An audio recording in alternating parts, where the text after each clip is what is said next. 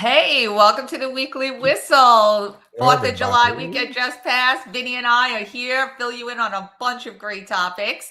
Vinny, how What's are you? good? We're good. Doing good. What's happening? What's happening? How was your fourth? Oh, I'll tell you, it was a busy, busy weekend. I was happy to have two of my kids here with us in New York, and that was awesome. And we did a couple of, really nice things. We visited with family, had beautiful Sunday Yep. Italian dinner. We Yep. also went out on the boat and got to see some of the great, fireworks going on. That was super sweet, and it was Right. just gorgeous, gorgeous weather. So you couldn't beat it. It was awesome. Awesome. We kept it low key. We dropped my parents off in JFK this week. They're going to Florida for an unknown amount of time. They're staying with my sister. And then my dog flips out on July 4th. Yeah. So my wife is just like, oh my God, we have to stay home. I mean, we have a deck. We can watch everything from outside. So it's fine. But we just kind of be low key on July 4th. That's all. But Yeah, it is what it yeah. is. I feel But for all the pooches out there, oh definitely. God, So I know. he's an 80-pound boxer that just shakes and Oh, shivers. How is I this know. possible? It's just I had insane. I had the same. I had the same. Yeah, My baby, he left us insane. last year to have a tip doggy heaven, but Uh, I know. I brutal. know. Definitely All big right. shout out to all our whistlers who own pets. That's right. We love it. We That's love it. right. All right. 4th of All right. July, 250th. Talk to me. What are we doing? Crazy stuff. First of all, it was beautiful. And we have a video that we want to share with our whistlers that really Yeah. tell us what Independence Day is all about. So let's kick it off with that. Yeah. What is the 4th of July? The 4th of July, also called Independence Day, is a holiday in the U.S., celebrating the moment when the 13 original American colonies declared independence from Great Britain. It celebrates the day in 1776 when the Continental Congress passed the Declaration of Independence, officially declaring the American colonies' intent to become their own country. The colonies were angry about high taxes and a lack of representation in the British government. They defeated the British Army 7 years later in 1783, successfully claiming their independence. This was one of the first movements of its kind and helped inspire revolutions in places like France, Venezuela, and Ireland. It has been celebrated in the U.S. since the beginning. In 1777, on the first anniversary of the Declaration of Independence, Boston and Philadelphia set off fireworks to celebrate, which has been a tradition ever since. Other traditions include parades, barbecues, and displaying red, white, and blue decorations. I love Very that. cool. That Yeah. was really Very cool. cool. You It's know what? crazy because a lot of people don't really understand what it's all No. about or when it happens. No. So we need a I- little, I used to love what was it, Schoolhouse Rock videos? That's right. Saturday They were mornings. fabulous. I My wish they would God. bring those back. You just totally dated ourselves here. But, Shh. yeah. Yeah, so it's necessary to understand some things that are totally getting lost in the source. Remember, Vin, when we discussed JD Vance on The Yeah. View and Yeah. how we had Whoopi over there kind of gaslighting that Trump is removing Black history when really it was more about an executive order he passed to reevaluate revisionist history. One of Sure. those places that she was referencing, but clearly didn't have her facts with her, was George Washington's house in Philly. I had visited that particular museum. It's really just bricks that outline the perimeter of where the property was, where the house was. Okay. No walls. There's Right. just a wall where like a fireplace used to be, and just some interior walls that would like separate a room, but no roof. And then on these walls there were video TVs for videos, and Okay. basically the whole time it was only the slaves speaking. Hmm. Interesting. So there wasn't anything about, you know, per se, like actual events or things that George Washington did Right. to crossing the Delaware, for example, Right. Right. Right. that Right. really Right. Right. pointed out what had happened. And so it's interesting that, when we look at the history, it's a lot of it has been erased from our school system. Yep. And as you know, they took down statues, right, Yeah. across the US, Just outrageous. right? Yeah. And so for these reasons, I think this 250th anniversary is more important than ever because we're at a turning point that is insane. You're right. And people don't realize, like, that was signed, like Jefferson started that in the beginning of June They were going back and forth. I mean, Congress got it July 2nd, and then on the 3rd and the 4th of July is when they really, honed it in, and it was finalized. And then John Hancock on August 2nd, he's the one who put it on on paper with his signature. But people don't realize the history behind this, and where we were from that point to where we are now. And that's why you'll see at the DC Mall they had a huge fireworks display. You had New York with all those massive ships, at the ports and stuff like that. In Philly, they had the Independence Hall gathering. All this stuff was to celebrate, where we came from. And people got to realize, like, we were the first to introduce like a constitutional government, in the whole entire world. Well, whereas here's a set of rules, let's abide by them. Religious freedom. I mean, the racial progress, the medical care, all this stuff is the reasons why people want to come to this country. So to sit there, and I remember, this was the 250th. I remember at the 200th. I mean, I was like 5, 6 years old, and I remember watching it on TV. And it was fantastic. And we were flipping back and forth. Look, we were outside, we were watching some fireworks. We were looking at the TV. I'd switch to all the different channels to see who had what. The fireworks over New York were fantastic. And then you went to another state, and then you had a celebration in Memphis.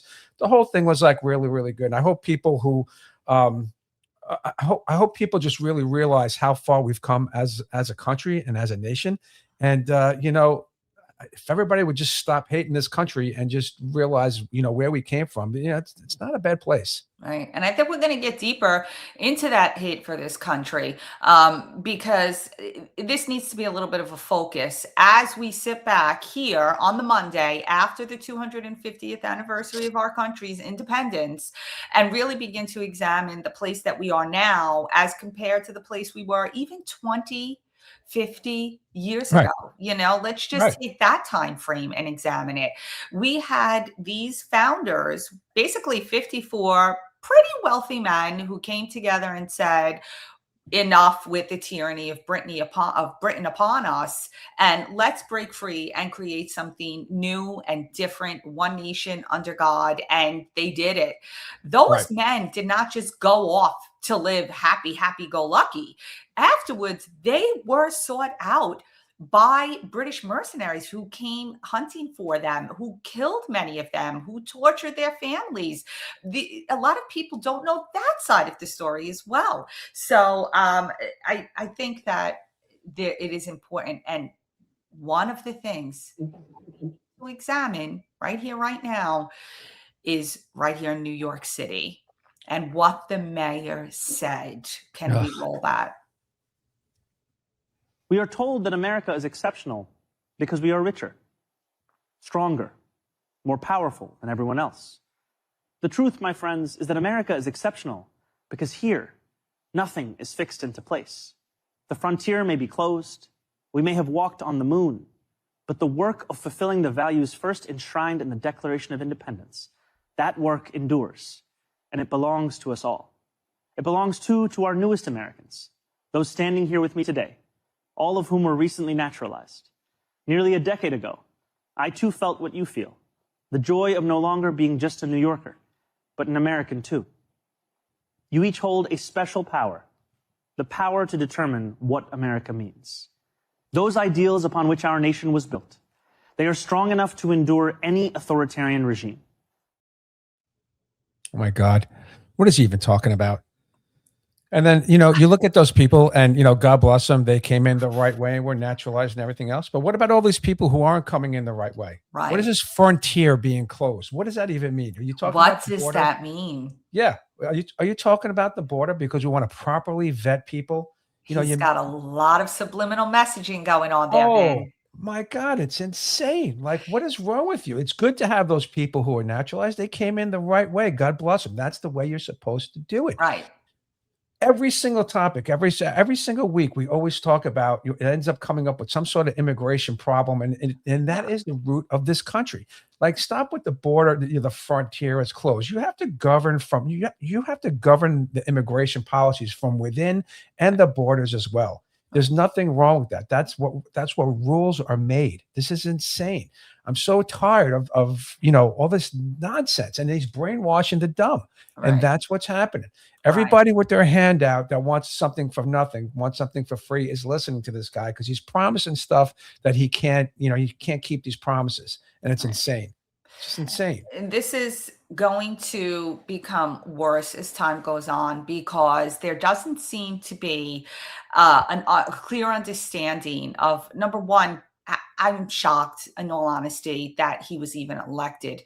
So I'm wondering what the mindset is of the voters. I know there wasn't a large voter turnout from what I understand. However, the fact that he basically did not have a top contender for running Right. against him, Curtis Lewa, God Right. forgive me, but he did a lot to protect us on the trains back in the day, going to Brooklyn. I was definitely happy to see the Guardians there, but this is not the candidate that should have been up against him, and it's very deeply concerning that he is a proud Democrat socialist, and socialist is just a softer word for communism. And That's you're right. talking about New York City, the epicenter of the financial district of capitalism. And Right. this man is espousing communism. Right. It is mind-blowing. And aside from that, he calls this a regime, an authoritarian regime is what he calls America. How dare Yeah. you say that? Yeah. It's insane. It's insane. And then you have things like, what is it? America250.org. It's celebrated the 4th of July. It was a bipartisan thing. It was great. Everybody was happy. They did it correctly. But then you have people like, I'm going to read these names, like Mark Ruffalo, Sarah Jessica Parker, Ted Danson, and Judd Apatow, who's a director. I never even heard of him, and then I had to look him up. And he's done some great movies. Yeah. 40-Year-Old Virgin, Superbad, Pineapple Express. Right. But they're all sitting there and they're just trashing this place. And it's like, for the love of God, Mark Ruffalo, I believe you were a bartender, and I'm sure as a bartender at 5'7", you had to call the cops a couple of times, and you prayed that those cops got there at a certain time. And you know what? Now you're anti-cop. You're anti-this. You're anti-that. I mean, for the love of God, I loved you in the Marvel movies, but as soon as you open up your mouth, you ruin it. You ruin it for half the country. Yeah. Half the country. Yeah. So I can't, I just don't understand what is up with these people and how they buy into that stuff. The poison of Hollywood, right? Mm-hmm. Yeah, it's just crazy. And they think this is a good change. And just because it's a different face, they think it's a good change. And I don't understand what their issue is. No. Nobody seems to really take a deep dive and a deep listen. And then, people will just complain. They'll say, well, Vinny, you must be a hardcore Republican because you always talk about immigration. No, just follow the rules. I just believe in the borders and the security of the borders. If that makes me a hardcore, MAGA Republican, you got problems. Like that's just following the laws of what should be to sustain a successful country. It's bananas. I don't have a banana here to show up today. I ate them this weekend, so next week I'll have my props. Come on, get those bananas, Vin.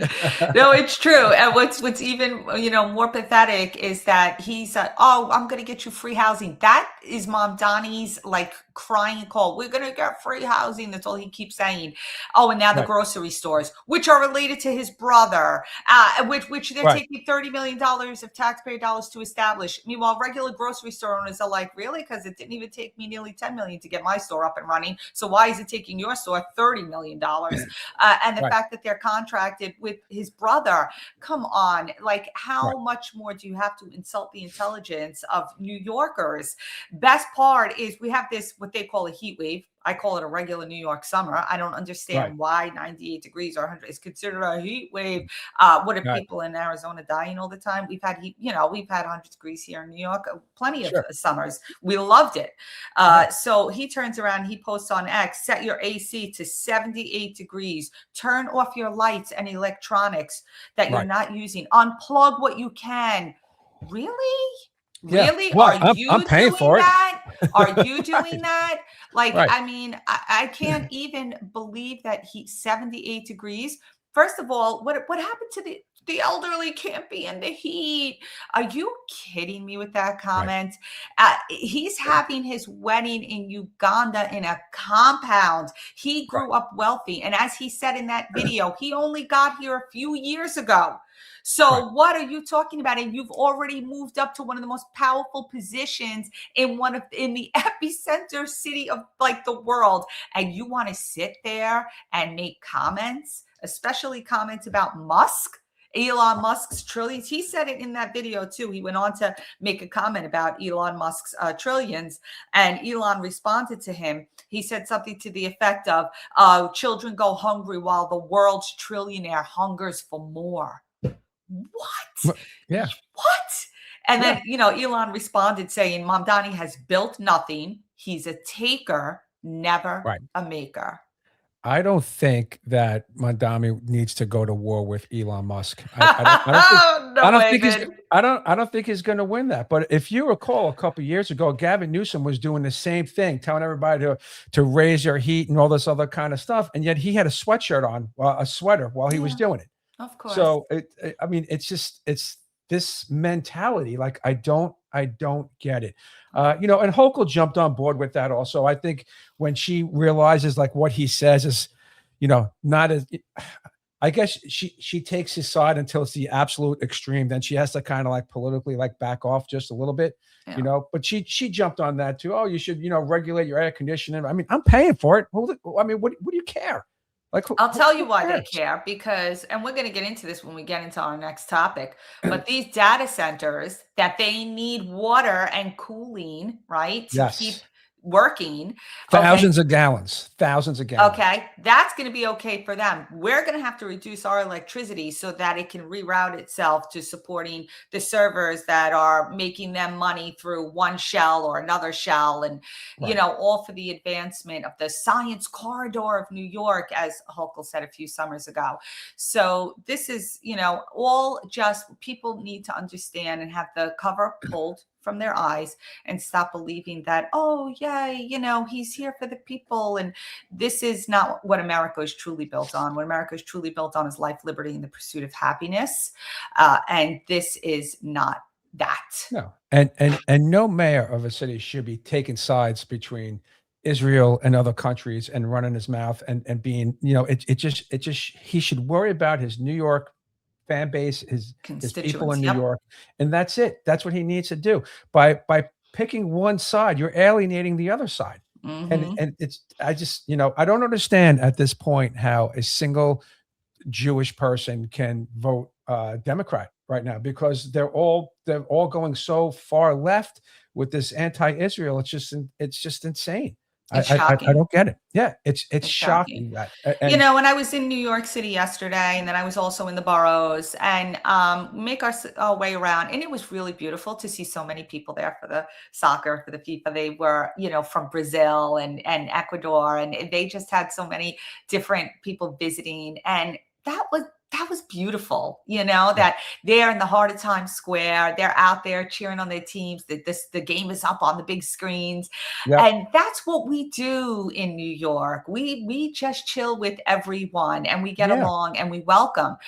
But then when you have, Lady Liberty stands there pointing you, this way. She did it for my grandparents, and she did it for many other immigrants.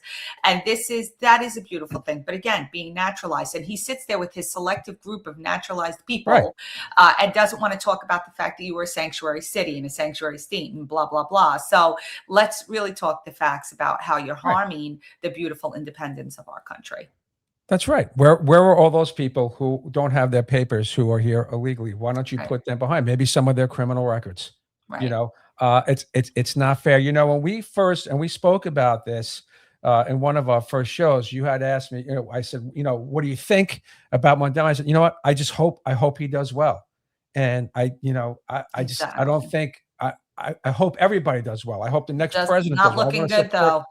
But you know what? The way this is working out right now, I'm kind of like concerned, and I hope people just wake up on this. I really, truly do. And just listen to what these people have to say. And it's okay not to vote Democrat. It's okay not to vote in the next election. All right, on to the next topic. Yep.